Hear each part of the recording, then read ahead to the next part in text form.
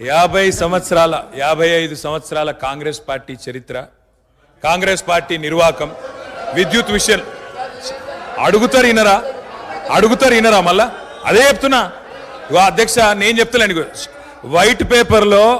White పేపర్లో ఇలా చాలా గొప్పగా ఈ ప్రభుత్వమే స్పష్టంగా చెప్పింది అధ్యక్ష. ఏం చెప్పింది అధ్యక్ష?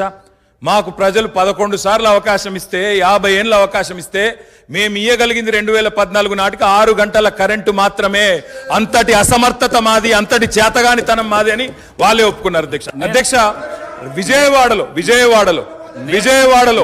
రాయలసీమ థర్మల్ పవర్ కేంద్రం ఎక్కడ పెట్టిన అధ్యక్ష? కడపలో బొగ్గుందా అధ్యక్ష? కడపలో నీళ్లున్నాయా అధ్యక్ష? విజయవాడలో బొగ్గుందా? ఇలా బాగా మాట్లాడుతున్నారు.